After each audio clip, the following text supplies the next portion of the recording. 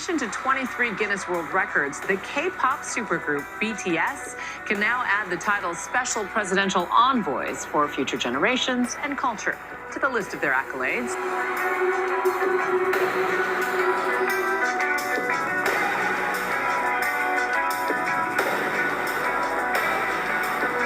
Sold out in a matter of minutes, with the K-pop boy band taking over Pasadena. Fans have been lining up for hours now just for the merchandise booth. There's also been heavy traffic as thousands of fans will fill the Rose Bowl.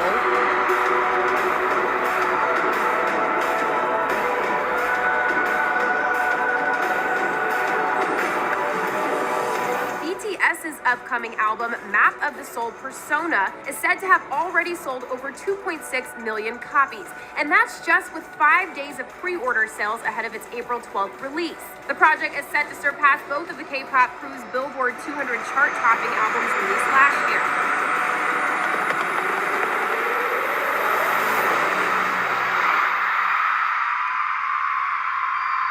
I feel like BTS's backstory is a lot different than most other K-pop groups. I've been into K-pop for a while, so I like to think that I know how they operate, but it was interesting to know that most of the members came from different backstories, backgrounds that reflect more so middle class. They're not really wealthy people. Namjoon was from a family almost like mine, just middle class.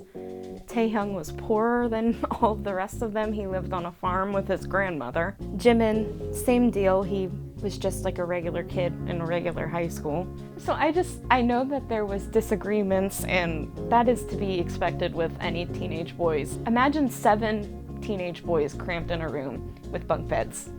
And there's beds in between the bunk beds, so they all can fit in the room. Their differences made them more like a family, because they argued about such mundane things like, you know, who's grocery shopping, who's budgeting, all that kind of stuff. And sometimes the budget didn't even cut it, because Seokjin would have to, you know, ask his parents to bring food to the dorm, just because Big Hit didn't have as much money. So it's just crazy. I feel like it made them closer to live in such small quarters. Okay, next. BTS get along. No. We are business 관계. We're so we're just business. Yeah. 우리끼리도 사이좋게 거리두기, bro. The big three, that would be JYP, YG, and SM. But Big Hit did not have the same amount of money that any of them had. So, like, I know that before BTS, they, I think Big Hit had 2 groups and then other little soloists, but they didn't have any big groups before BTS. So, I think it's very cool to know that BTS, they worked for their success. Since they didn't have as much money, I feel like BTS, they definitely were not treated the same way an SM artist was. I know that for their debut showcase, they were only put on the schedule for the music show because a bigger artist dropped out. Their calling card was somebody else's split-second decision. It was not important to the bigger artists to perform on these shows, but for BTS it was like the whole world, because that was their moment to step out. 대성공. Oh yeah. The way that BTS treats their fan base is unlike anything I've seen. They almost treat us as if we're family members, almost. If you put me in the room with BTS, I would not at all feel uncomfortable. That's just the kind of people they are. We want ARMY to be happy through our music, and we'll be there for you we love. They don't treat their fans like they're dumb girls or, you know, teenagers. Like, it's not a negative thing. They know that their fan base is mostly made up of women, and I feel like they really embrace that because it's beautiful. They were able to pull all kinds of people together. I was maybe in like 7th or 8th grade of middle school, and my one friend was really into K-pop, and I listened to K-pop like really casually it was like maybe 2015 that I first heard BTS. I watched the Dope music video the day it came out, and she was like, oh, you really need to watch these people. They're really good at dancing and singing. And I was like, oh, okay. And I watched it.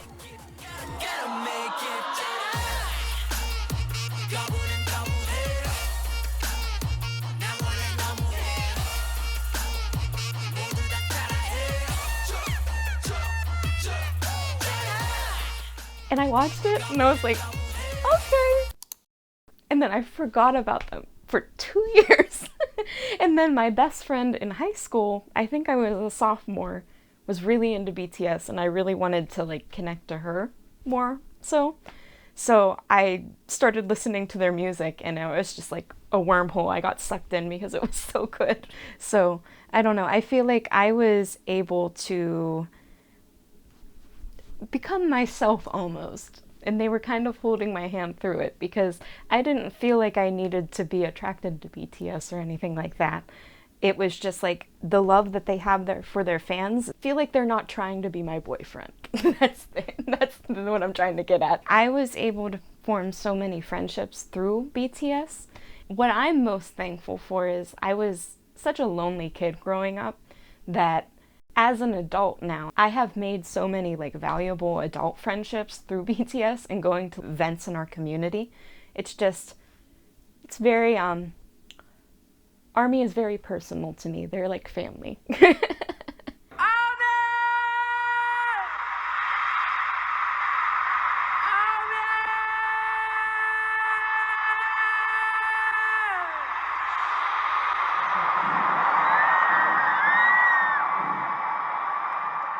I've been a fan of BTS for a really long time, and I have seen a lot of the media like storms that they basically like they just target BTS because they're different.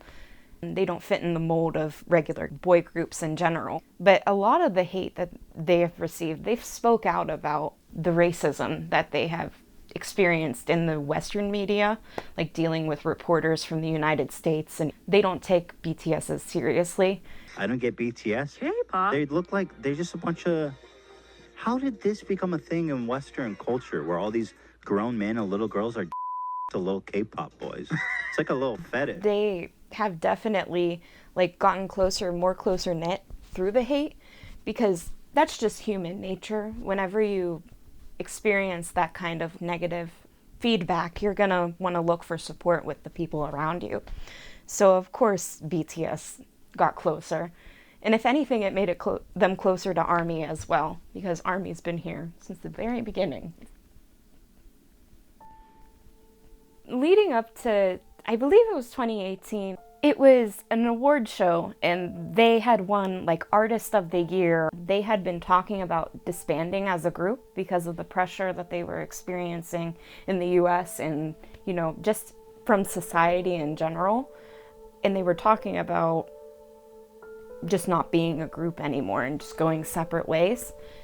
And leading up to that, they had finally like gotten back together and spoke, you know, been transparent with each other. And J-Hope got on screen. It was just very special because they cried on stage, and I felt like that was a very human thing to do, especially as men in general. We all have, you know, our moments. We all go through depressive states. So it was just really nice to see.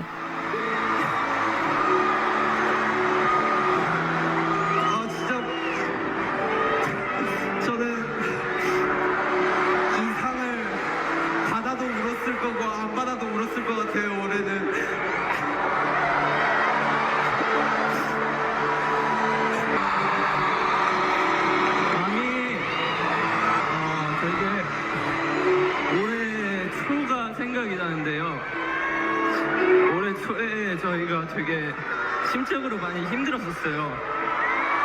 그래서 저희끼리 얘기를 하면서 해체를 할까 말까 고민도 했고, 근데 다시 마음을 정말 다잡고 이렇게 좋은 성적을 낼 수 있게 돼서 너무 다행이라고 생각하고,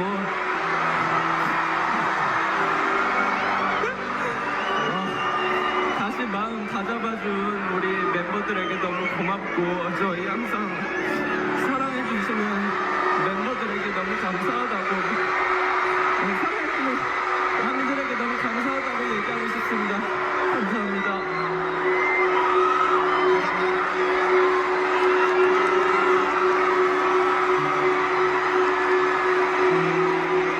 BTS definitely paved the way in a way for other artists like them.